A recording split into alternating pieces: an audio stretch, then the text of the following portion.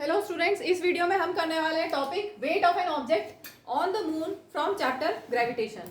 अगर ये डेरिवेशन पूछते हैं एग्जाम में तो आपको ये डेटा दिया होगा, इसको याद करने की ज़रूरत नहीं है। Mass of earth, mass of moon, radius of earth और रेडियस ऑफ मून, ठीक है, ये डेटा दिया हुआ होगा, इनको लर्न करने की ज़रूरत नहीं है।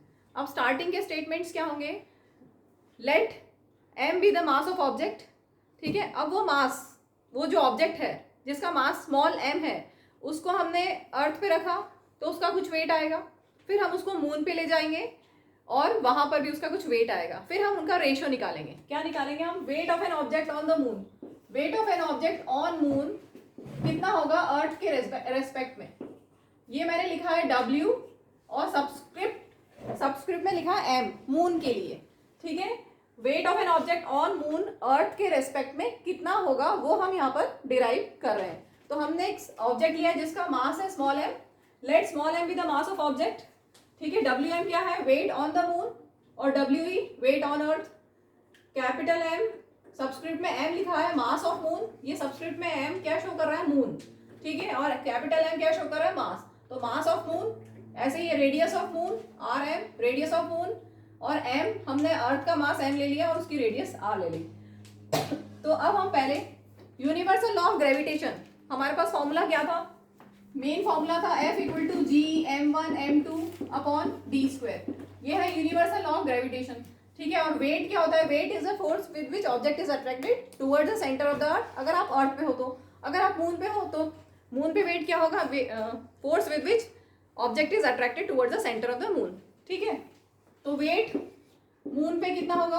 यहां से g एक ऑब्जेक्ट का मास, मून का mass upon radius of moon, ठीक है। ये हो गया वेट ऑन मून। अब हम इसमें वैल्यूज लेते हैं।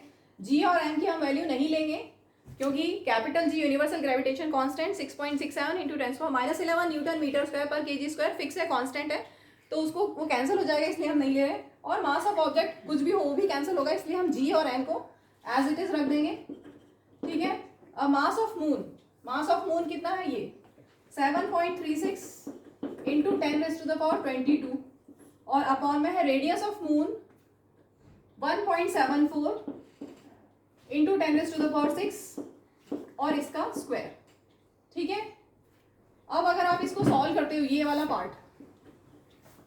पार्ट सॉल्व करोगे, अभी मैं एक स्टेप लिख रही हूँ ऐसे ही, 7.36 अपॉन 1.74 इंटू 1.74, ठीक है। इसको आप सॉल्व करेंगे और 10 की पावर क्या आएगी? 10⁻, यहाँ 22 है और यहाँ पर 10⁻ क्या आएगा?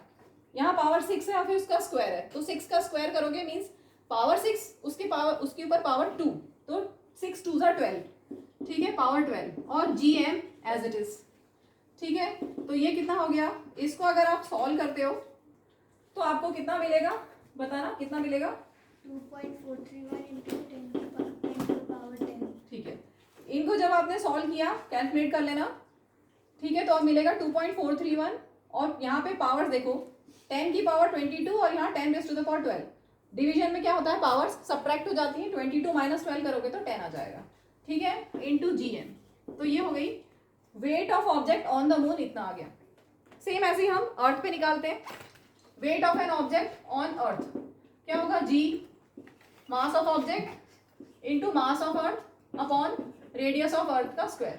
r e लिखो या r लिखो चलेगा, ठीक है। मास ऑफ अर्थ हम लिखते हैं यहाँ से 5.98 इंटू 10⁻24 और रेडियस ऑफ अर्थ हमारे पास है ये 6.37 इंटू 10⁻6 का स्क्वायर, ठीक है। और g और m को हम एज इट इज छोड़ देते हैं, ठीक है। इसको हम फर्दर सॉल्व करते हैं तो क्या आएगा? 5.98 अपॉन 6.37 इंटू 6.37 और 10⁻24 और यहाँ पर कितना हुआ? 10⁻12, ठीक है।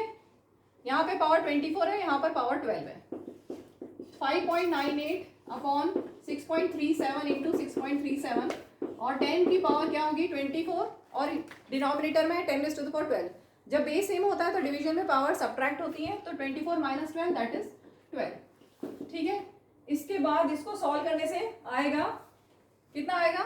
1.474 into 10 raised to the power 11.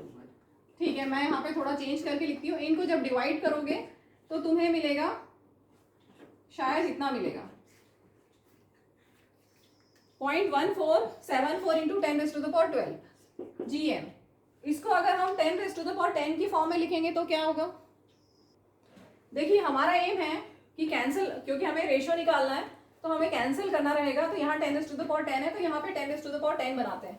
तो क्या करें, एक स्टेप मैं और ऐड करती हूँ. 0.1474 into 10 raise to the power 2 into 10 raise to the power 10 GM. ऐसा लिख सकती हूँ इसको. 10 रेज़ टू द पावर 12 को हम ऐसा लिख सकते हैं. सेपरेट कर दी पावर्स. पावर GM लास्ट में दिख रहा है ना. 10 रेज़ टू द पावर 10 और 10 रेज़ टू द पावर 2 कितना होगा? 10 रेज़ टू द पावर 12 हो जाएगा. ठीक है, अब ये मल्टीप्लाई कर दो तो कितना आ गया? 14.74 into 10 raise to the power 10 GM. बस अब आपको डिवाइड करना है. चलिए अभी कैलकुलेशन कर लेते हैं. कैलकुलेशन तो हमने कर लिया ऑलमोस्ट. अब हमें निकालना है wait of object on the moon. तो WM निकालना है और पहले W से कंपेयर कर लेते हैं.